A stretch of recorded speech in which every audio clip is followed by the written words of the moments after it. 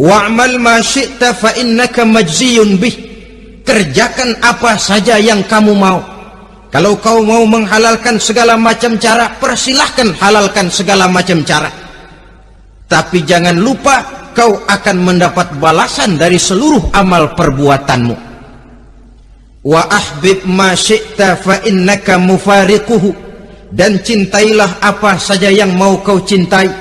Kau cintai anak istrimu, silahkan. Kau cintai harta bendamu, tafadhal. Kau cintai tanah airmu, kau cintai pangkat dan jabatanmu, persilahkan. Tapi jangan lupa, fa innaka mufariquhu. Kau pasti akan berpisah dan akan meninggalkan segala yang kau cintai itu. Apa artinya ini buat kita? Ternyata sesudah maut datang menjemput kita, ada kehidupan sesudah hidup yang sekarang ini. Ini yang mendorong kita untuk dalam kehidupan di dunia ini tidak melakukan prinsip saenake dewe, semaunya sendiri saja, asal perut kenyang, asal pangkat tinggi, asal harta dapat. Masa bodoh dengan merugikan orang lain, masa bodoh dengan menipu orang lain. Iku jenenge saenake dewe. Muslim tidak diajarkan. Ingat manusia, setelah kau mati, setelah kiamat datang, kau akan dibangkitkan, kau akan dimintakan pertanggungan jawab tentang kehidupan yang sekarang ini. Saudara hadirin, oleh sebab itu kalau kita bicara soal kiamat, soal akhirat, ini memang masalah yang gaib, yang sepenuhnya tidak bisa dicernakan dengan kemampuan penalaran intelektual. Dasar di dalam membicarakan ini tidak lain adalah iman kita kepada Allah Subhanahu wa ta'ala. Bukan cuma zaman sekarang, dari zamannya Nabi. Orang itu kalau sudah bicara kiamat, bicara akhirat, ada yang ragu-ragu, ada yang menolak sama sekali. Bukan dari zaman sekarang, dari zaman dulu.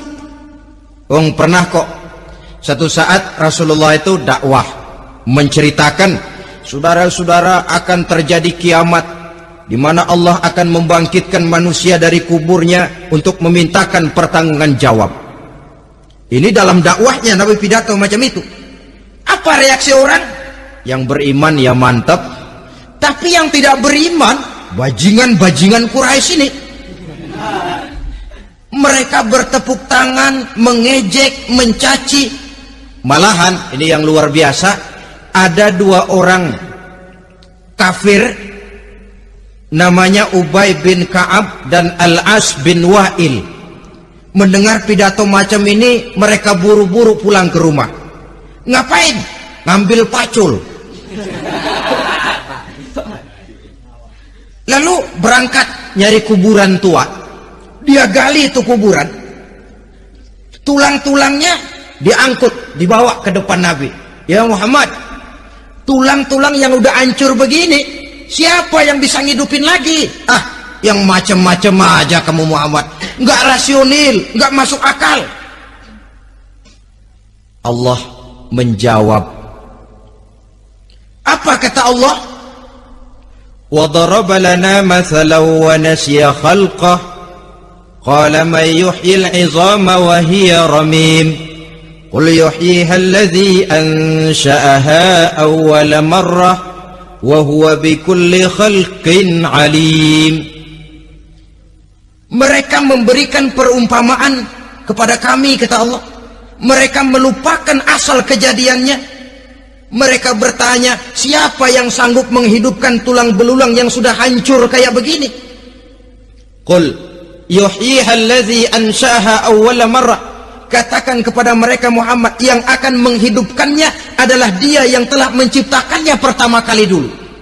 Kalau dia sanggup menciptakan, dia tentu lebih sanggup lagi untuk mengembalikan reproduksi ciptaan itu sebagaimana semula. Yang paling kasihan yang ragu-ragu. Akhirat itu ada apa enggak sih? Kiamat itu ada apa enggak sih? Lantaran ragu-ragu, terombang-ambing dia antara harapan dan putus asa, antara kenyataan dan idealisme. Ada yang buta sama sekali, 100% terhadap keadaan-keadaan sesudah mati. Perhatian mereka hanya tercurah kepada kehidupan sebelum mati. Yang mereka perhatikan siang dan malam tidak lebih daripada urusan perut. Pergi pagi, pulang sore, peras keringat, banting tulang. Cuma soal makan, soal minum, soal pakaian, soal kendaraan, soal rumah tangga, soal anak, soal istri. Yang mereka pentingkan hanya soal-soal politik misalnya, ekonomi, pembangunan dan industri. Untuk soal-soal kayak begitu, giat betul, habis seluruh waktu untuk memikirkan, meningkatkan kebudayaan, politik, sosial, ekonomi. Kadang-kadang kurang tidur, kurang istirahat, berkeliaran ke sana kemari ke tempat yang jauh-jauh, sampai kadang-kadang terkena stres, penyakit darah tinggi, ginjal, lever, untuk memikirkan hal-hal yang semata-mata karena dunia saja. Lantas boleh jadi mereka mendapatkan kekayaan yang berlimpah ruah, mendapatkan kedudukan yang tinggi, nama yang semerbak, dikenal orang di barat dan di timur, di utara dan di selatan.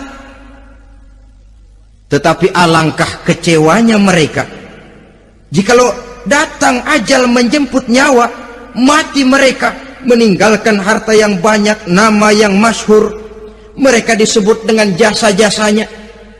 Radio memberitakan, TV menyiarkan, koran-koran memuat, bahkan nama mereka kadang-kadang dikenang 2-3 tahun setelah wafatnya. Tetapi dalam pada itu roh mereka merintih, mengeluh, menderita, karena dilemparkan oleh Allah ke tempat-tempat yang kotor, penyesalan yang sudah tidak akan ada gunanya lagi. Saudara-saudara kaum muslimin rahimakumullah, oleh karena itu kehidupan akhirat bukanlah dongeng dan takhayul, bukan khurafat dan hayalan. Kehidupan akhirat, hari kiamat adalah kebenaran dan kepastian. Dalam surah Al-Hajj ayat ke-7, Allah Subhanahu wa taala menyatakan, wa anna as-sa'ata atiyatun la raiba fiha wa anna Allah yab'atsu man fil qubur, dan bahwasanya kiamat itu sesungguhnya adalah sesuatu yang pasti dan tidak ada keraguan-raguan lagi di dalamnya, dan bahwasanya Allah sungguh-sungguh akan membangkitkan manusia dari kuburnya masing-masing. Nah, kalau kita sudah yakin kiamat sesuatu yang pasti adanya, akhirat sesuatu yang pasti adanya, dari mana pembicaraan tentang kiamat ini kita mulai? Tentu dari diri kita. Marilah kita mencoba melihat proses perjalanan hidup ini sampai kita memasuki kiamat. Hadirin, tidak ada makhluk secantik manusia. Tidak percaya? Pernah keragunan?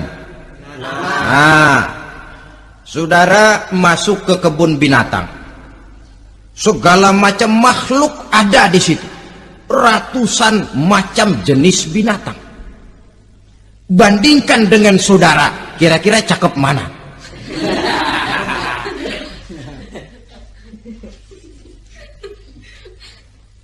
Dari seluruh makhluk yang diciptakan Allah itu, manusia fi ahsani taqwim, dalam bentuk yang paling sempurna, sejak susunan biologis sampai kemampuan berpikir. Biologis kita ya Allah, diciptakan kita begini rupa, diberikan 2 kaki untuk berjalan, 2 tangan untuk bekerja, diberikan 2 mata, dua-duanya di depan. Pernah saudara mikir kalau mata kita yang satu di depan, yang satu di belakang? Ah, rasanya nggak laku kacamata itu.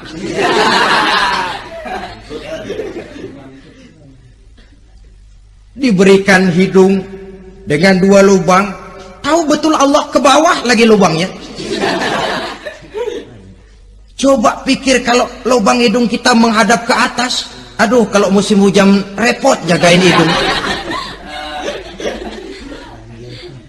Laqad khalaqnal insana fi ahsani taqwim. Sungguh telah kami ciptakan manusia dalam bentuk kejadian yang paling sempurna ketimbang makhluk-makhluk Allah lainnya.